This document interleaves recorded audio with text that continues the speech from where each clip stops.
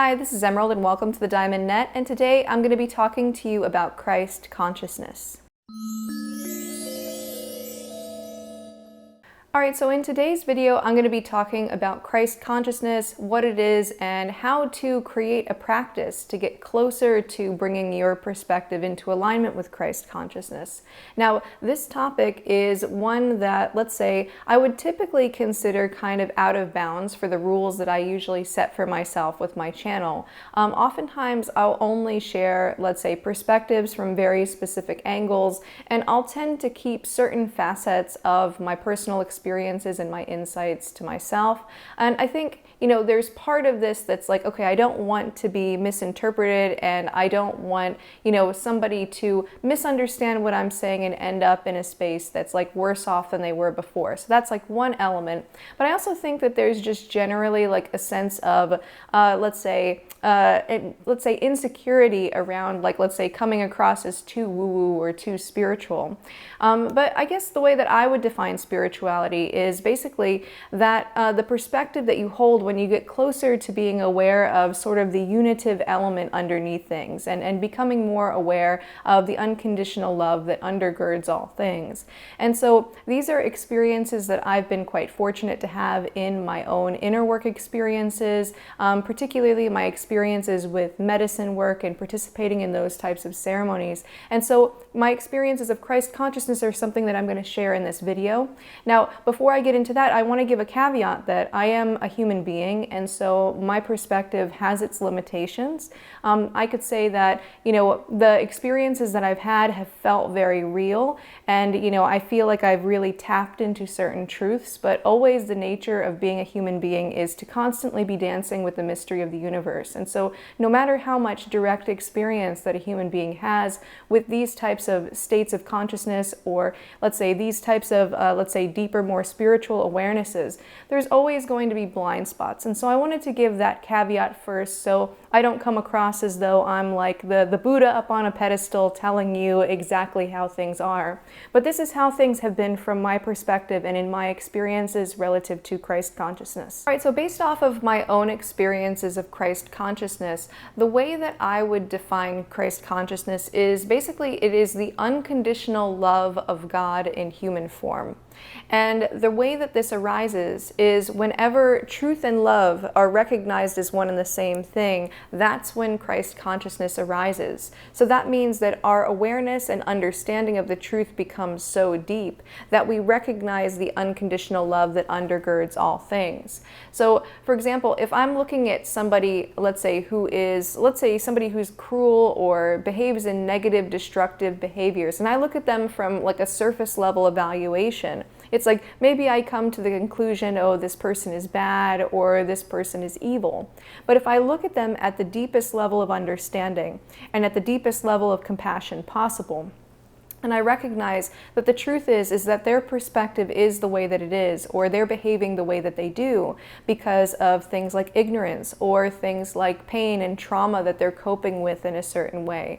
And I recognize the inherent innocence underneath, let's say, their entire perspective, and the inherent, desire to love and to be loved underneath their perspective, and just how all of those, very positive impulses have been mangled and twisted by the circumstances of life into, let's say, really negative behaviors. That's where Christ consciousness comes about. It's to be able to recognize that at the baseline core of everything, that there is this inherent goodness and this inherent innocence and this inherent love and lovability. And it's just that whenever we look at things from a more surface level perspective, on the level of the symptoms, that can get twisted into some very dark and negative forms. And so it's being able to kind of cut through the illusion of darkness to see the goodness that's underneath all things. And this is why there is that sense of unconditional love, that's associated with Jesus Christ and Christ consciousness. It's basically this sense of being able to see that core of innocence that's underneath everything. All right, so let me talk a little bit about my experiences of Christ consciousness directly. So basically, my first experience of Christ consciousness I had, let's say, back in 2022.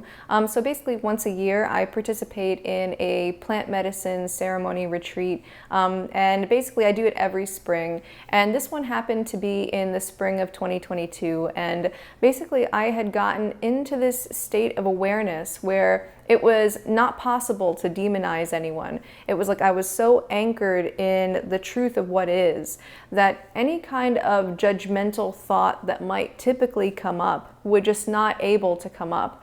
So I was like not capable of judging, not capable of demonizing. And it was like this really, really solid anchoring into truth.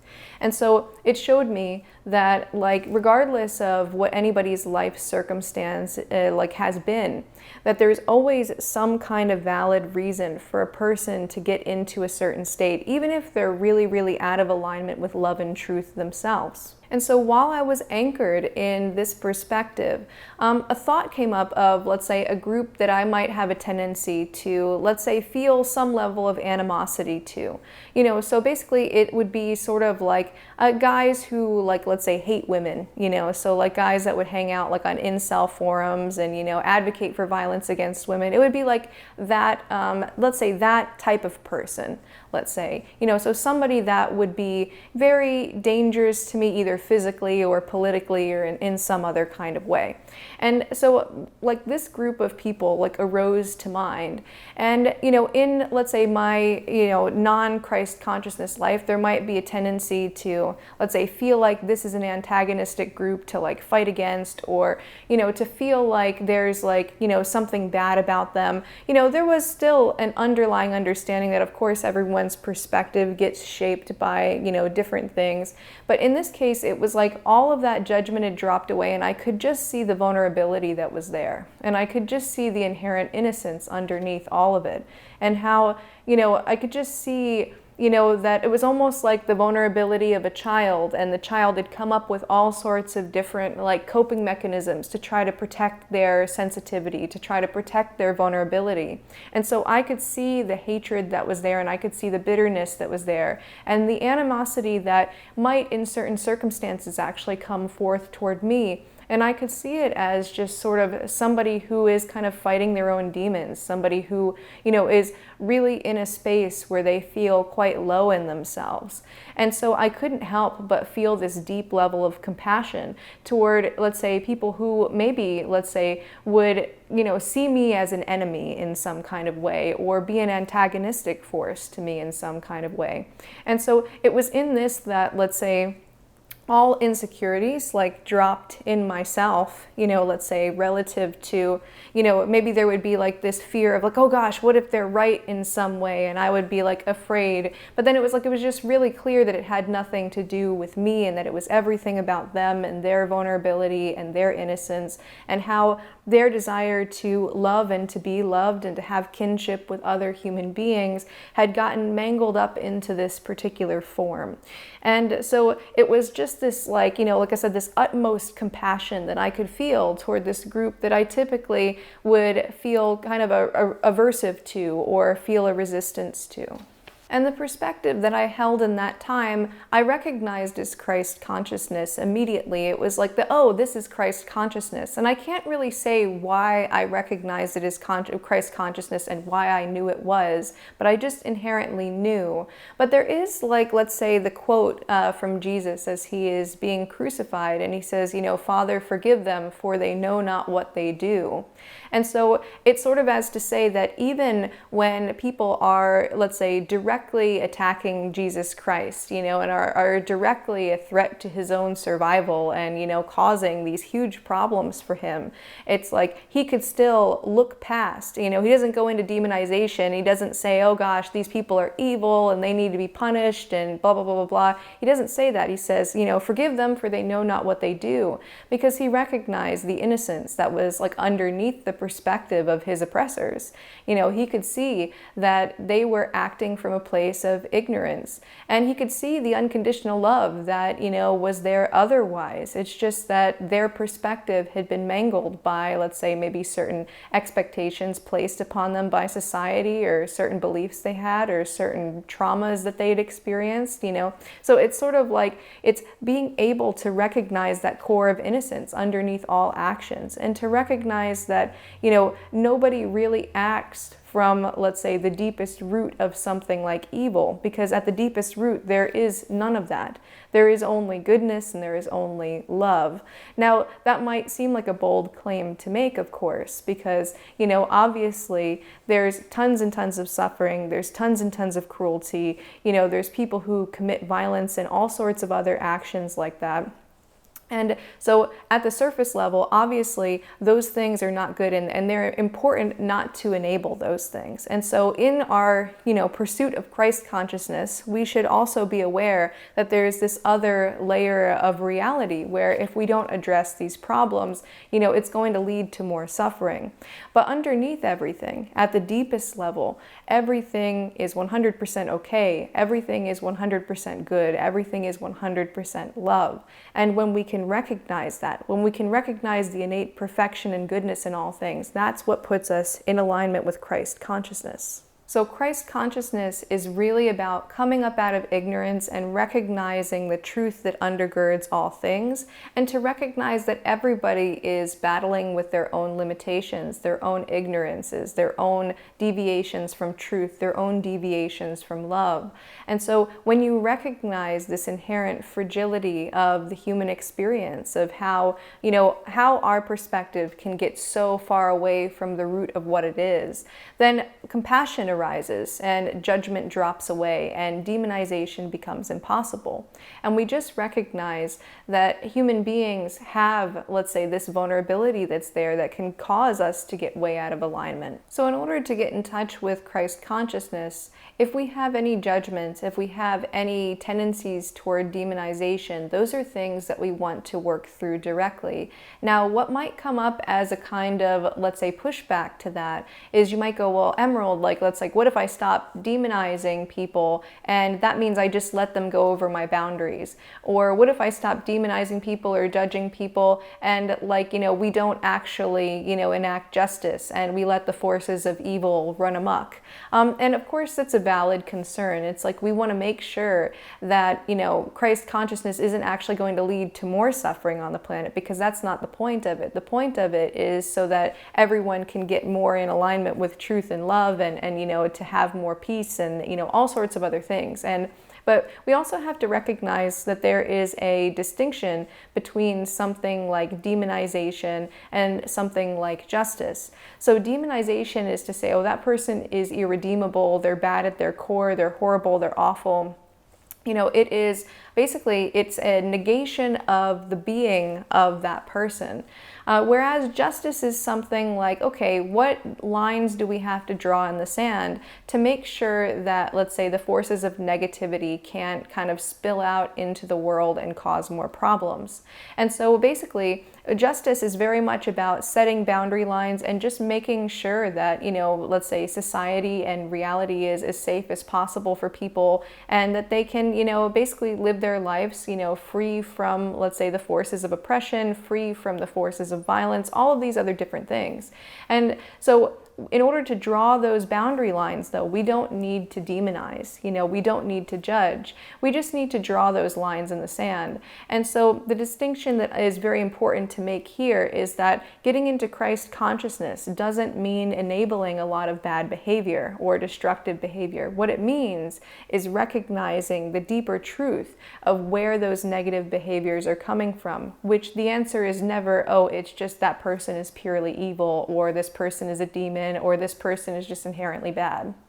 Now, there was another experience that I had of Christ consciousness that was pretty interesting, and it was basically like I was in one of my the ceremonies that I did. It was actually the one that I did this past spring.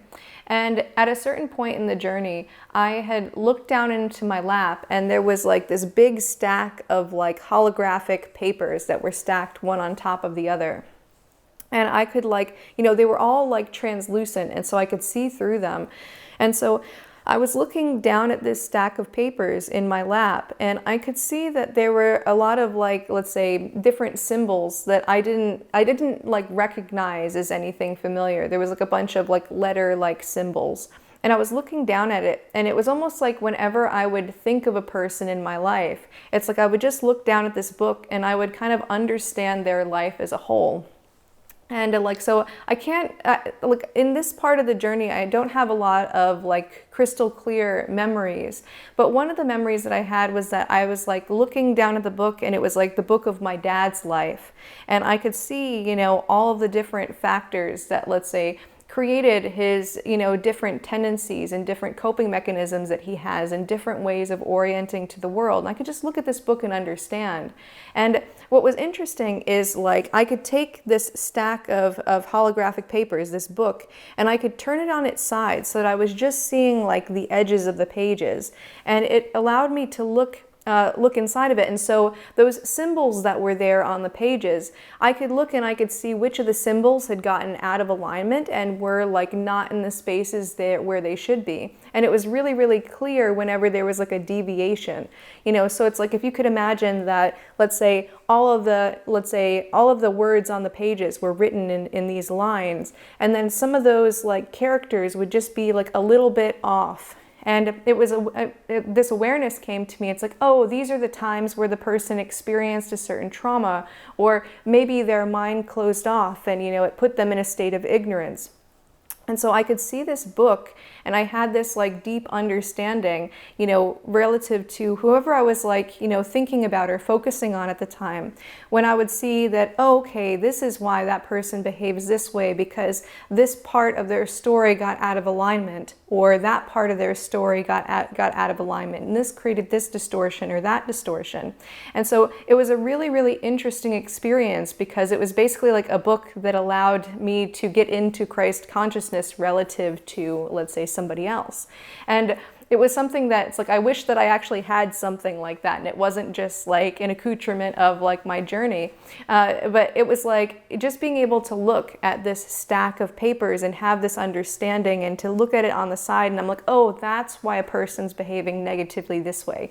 That's why a person is maybe not behaving in such compassionate ways. And so it really showed me like what was at the core of what would create that kind of mangling of the inherent innocence of a person, or the mangling of the unconditional love underneath someone's perspective. Now, with all of this being said about Christ consciousness, you might be wondering, let's say, why it would be helpful to get into Christ consciousness. Well, it's really about, let's say, being able to create a more merciful world, and to be able to accurately diagnose issues and, you know, actually give a proper antidote to those issues. So, for example, if I diagnose issues of the world as like, oh, it's just people being evil, or it's just people being bad, well, it's a little bit of a cop-out, because that means, okay, well, evil is as evil does. People will just do bad things, and that's just the way that it is. And it's almost like, oh yeah, we just live in this bad world, and that's the way it is. You know, if we want to get rid of evil, we just have to destroy evil. But the problem with that is that doesn't work. You know, we actually have to look, and we have to see why someone's perspective has come out of alignment with love, and why someone's perspective has come out of alignment with truth. And so we have to actually be able to practice unconditional love and the awareness of the truth of someone's deeper perspective, to understand what kind of individual and societal, let's say, forces have actually caused them to come up out of alignment in that way. You know, so for example, let's say that there is somebody who has, like, you know, let's say become, let's say, more violent or cruel or something like that. You know, if you just go, okay, well, that person's just evil, and so there's just going to be cruel people, and, you know, that's it. Well, what happens is then we don't actually solve the problems that can be solved, because we might be misdiagnosing the problem as just, oh, it's just pure evil. You know, whereas if we recognize it's like, oh, okay, it's because this person has dealt with this kind of condition, or they're dealing with that generational trauma, or they had this experience and that experience. And the more that we're aware of what actually brings a person's perspective out of alignment with love and truth, the more compassion that we exercise, the more we're able to actually solve problems that maybe we've thought that are just problems that can't be solved at all. You know, things that we'd resigned ourselves to, where it's just like, oh, just evil's going to do what evil does. So with this, Christ consciousness helps us look at the roots as opposed to just looking at the symptoms. You know, so let's say if we look at the symptoms of an illness, let's say, for example, that I have a fever, and let's say the doctor goes, okay, the diagnosis is this person has a fever, and so we have to find some way to fight the fever. And so maybe they give me lots of like fever reducers, and maybe they have me go into like a cold bath or, you know, something like that to try to bring the temperature down. But the problem is, in that case, the doctors would only be orienting to the symptom. Whereas, you know, maybe it's the case that I have a very specific bug, a specific germ that's creating that fever. And so if they don't know that, they're going to be treating symptoms as opposed to root causes. But if they can be aware that, oh, it's like this particular germ that's causing it, let us craft an antidote that deals with the root cause, that deals with the germ itself, well, then they're going to actually be doing much more than symptom management, and they can actually deal with something at the root. This is the same thing when it comes to, let's say, maybe sort of negative or destructive behaviors in individuals and collectives in human society. If we look at the symptoms of things and we go, oh, well, let's fight against the symptoms, well, it's tantamount to cutting the head off of a hydra, you know. So if you cut the head off a hydra, 3 more grow back in its place, you know. Whereas, let's say, if you actually deal with the root cause of something, you know, and you cauterize the stump of the hydra, then you don't deal with that problem anymore. And so Christ consciousness is something that gets us out of symptom management and into looking at the deeper root causes of the problems so that we can actually effectively solve them and create a better world. So let's take one particular issue where we can either practice Christ consciousness and be more effective, or practice, like, you know, judgment, demonization, polarization consciousness and be very ineffective. So let's say that, you know, there's like some hate group. Let's say that it's like, I don't know, neo-Nazis or something like that. And so let's say that, you know, we are aware that, let's say, maybe neo-Nazis are becoming far more organized, and if we don't do something about it, what's going to happen is that they're going to take a stronghold in the government, and, you know, basically then it's going to create lots and lots of suffering. And so as concerned citizens, we don't want that suffering to happen, and so we go, okay, how do we stop the neo-Nazis, right? Now, if we look at the symptoms, we might go, it's okay, well, somebody who's a neo-Nazi, they're just bad, and so the forces of evil are going to coalesce, and so we have to fight against the forces of evil. And so we might go to something that's kind of like a, you know, a surface level solution. It's like, okay, well, we just need to get rid of whoever is like a neo-Nazi. It's like maybe we need to throw them in jail, or, you know, maybe we need to destroy them or something like that, right? So we might go to this as an option, or we might go to more soft solutions like, you know, oh, we just need to, you know, break things up for them, you know, make it harder for them to recruit. We need to censor them. And ultimately, it's like all of these things would be at best a band-aid solution, and at worst something that would actually, let's say, create a bigger problem off in the future, where it drums up sympathy for that group, and, you know, more people who are in the middle start going toward them. And so basically in this situation, you really have to be able to look at things at the deeper root cause of why it's happening, as opposed to kind of going into that demonization judgment perspective.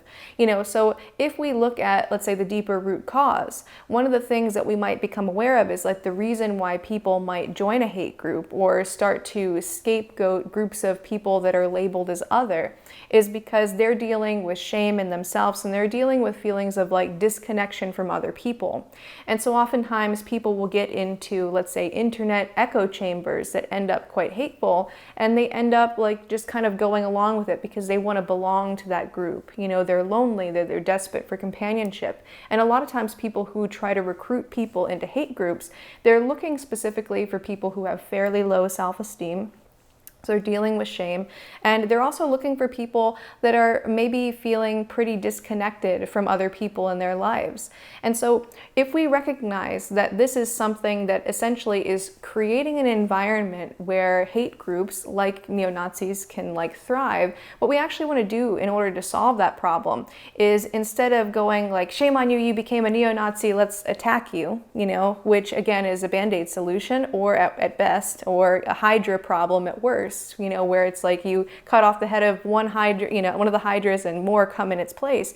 Instead, you want to, let's say, deal with that issue at the root, where it's like, okay, well, what are all the problems that human beings are dealing with in terms of connecting with others? What are the different factors that are creating this sense of shame and this sense of disconnection? And what are the ways that we can actually solve those problems so that joining a hate group, is something that's just naturally less appealing? And that way, it's like those ideologies are less likely to gain a critical mass and like take hold in society and in reality. Now there is a saying that which we resist persists. And we can think about this a little bit like the concept of pruning, right? So let's say if we are looking at like a bush or something like that, and let's say we're trying to destroy the bush. And so let's say we try to destroy it by like going after its leaves, and we start like trimming back all of its leaves. We don't touch the roots, but we just start like messing with the leaves. Well, what's going to happen is that those leaves are going to grow back stronger than they did before, because whenever you put outside stress or resistance onto a system, any kind of system, if you don't, let's say, deal with that at its roots or cause issues at its roots, what's going to happen is it's going to spring back, stronger than it was before. And so in this case, whenever we go into, let's say, demonization consciousness or symptoms consciousness or judgment consciousness, what we essentially do is we temporarily prune back problems that that regard individuals and collectives as well. We end up pruning them back, and maybe we feel like we achieved something, but then they come back stronger than they were before. And so with Christ consciousness brings you all the way down to the roots of a problem so that you can see what the real issue is and address the issue at its deepest root cause. So with this in mind, how do we effectively practice Christ consciousness? Now, like I had said before, I've only had like 2 perfect glimpses of Christ consciousness, if we could even call them perfect, if perfect even exists. But these are experiences that I had where for a few minutes apiece, I was very, very deeply rooted in truth to the degree that truth and love matched up. Now, we don't have to be perfect with this. Christ consciousness can be a practice. And so practicing it every day helps you become more and more in alignment with it. But understanding that, within this, there's very little perfection to be found. And so what we want to do is we want to essentially try to practice Christ consciousness every day, knowing that we are going to, let's say, not succeed every single time. So I've always been trying to practice a more compassionate perspective and to understand the deeper reasons why people do things, but I can still go into demonization consciousness. I can still get into, let's say, perspectives where I just feel like this sense of, here's the antagonist and I need to fight back and push back against the antagonist. But if we want to practice Christ consciousness and make it more of a fixture in society as a whole and in our individual lives, then there are a few different steps that you can utilize to bring your perspective more in alignment with this form of consciousness. All right, so step 1 is to stop demonizing people and to stop judging people. So when we demonize someone, we paint them as a demon. We see them as evil at the core.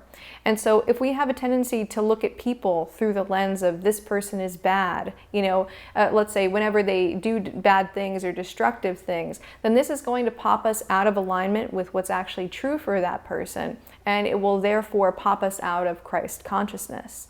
And so being able to drop demonization by being able to, let's say, recognize all of the different forces that have come into play to bring about this person's behaviors as they are. Now, the second step is to drop resistance to that person's perspective and to that person's behaviors and to just accept where it is that they are. So one of the things that's important to recognize here is that the human perspective is a very fragile perspective. So if you think about it, it's like we just kind of like, we come here, we're just a random baby somewhere, we have, let's say, certain, physiological things that we didn't choose, and then we had, a family that we didn't choose, and we go through life experiences that we have very little control over. And so all of these different shaping factors, relative to our nature element and our nurture element are coming into play. And it's not like, like, we make a decision, as babies, that I'm going to shape myself this way, or I'm going to shape myself that way. And so it puts us in this very vulnerable position and in this very malleable position where the forces that are acting on us in our life can either bring us more into alignment with the perspective of truth and love, or more out of alignment with the perspective of truth and love. And so when we recognize this inherent fragility, we can recognize that a person simply is where they are, and we can have compassion for where they are. So if that person's perspective is out of alignment with truth or out of alignment with love, we can practice that level of understanding and to recognize that could just as easily have been us. And then the next step is to practice a kind of dual awareness. So one awareness is like, recognizing how much that person is in alignment or out of alignment with, let's say, love and innocence. So we can recognize that, let's say, maybe a person is behaving in destructive ways. We want to be very clear about that, because we also want to be compassionate toward ourselves. We want to be able to create the boundaries necessary to where we're not sacrificing ourselves, in order to, let's say, accommodate this other person's negative behaviors. That's not the point of Christ consciousness. So we want to be able to recognize the degree to which that person is in or out of alignment with love and innocence. But then we also want to, on the other hand, to be able to practice a kind of recognition of the validity of that person's perspective. And so it's kind of like recognizing that nothing here is really out of place. And so if a person happens to be out of alignment with truth, or out of alignment with love, or out of alignment with their innocence, then recognizing that as a valid part of their path. And mind you, that doesn't mean that you have to allow them to go over your own boundaries. You should always protect yourself. But when it comes to, let's say, the recognition of where someone is, to recognize that even if in the relative it's a mistake, in the absolute sense there are no mistakes. A person's perspective is what it is for a reason. And a human being has their own life path where they have their own trials and tribulations to go through. And so it's to be able to recognize that no one's perspective is a mistake, even if there are, in the relative, let's say, deviations from alignment with truth and love. And then the very last thing to keep in mind is to be able to also practice this internally toward yourself. The thing that, let's say, that is the difference between Christ consciousness and a Christ complex is the question of whether or not we're sacrificing compassion toward ourselves in order to be compassionate for the other person. So if we can practice Christ consciousness when it comes to another person, we can say, oh yeah, well that person probably went through this or probably went through that and it led to this negative behavior. But then we demonize ourselves if we deviate from really high standards that we hold. Well, that's more in the line of Christ complex than it is Christ consciousness. And so we want to also be able to exercise that same level of compassion toward ourselves and to see ourselves as being on the same level. See, when it's the case that we go into Christ complex, we try to, let's say, kind of go, oh, my identity is that I'm the person who practices Christ consciousness. Aren't I so good? Aren't I so self-sacrificing? And we start to identify with, let's say, being better than in some kind of way. Whereas Christ consciousness is just a pure recognition of what is true about a person to the degree that you recognize the inherent lovability that's at the baseline of their experience. But you also, in that, recognize that that same thing is at the baseline of your experience and that everything is one thing. And so if you conceptualize of yourself as the one that can understand or the one that can practice Christ consciousness, it really is going to be one of those things that actually shifts you out of Christ consciousness and into a Christ complex, which is not where you want to go to. So overall, really the way to practice Christ consciousness is to get as deep of an awareness of what's true for a person as possible, and to be able to have empathy and compassion for that person, and to understand that no one chooses to get out of alignment with love. No one chooses to get out of alignment with their own sense of innocence. And if it seems so, it's probably just another coping mechanism or protection mechanism and another surface level symptom of what is really a deeper vulnerability that exists underneath. Anyway, so that's all I have for you for now. I hope that you enjoyed this video. If you did, go ahead, click the like button below and subscribe and leave me a comment down below. Also, if you would like to learn about shadow work, I have a free shadow integration masterclass. It's called the 6 Simple Steps to Shadow Integration. If you would like to check that out, you can go to shadowintegration.org/masterclass. Anyway, that's all I have for you for now, and until next time, keep becoming more you.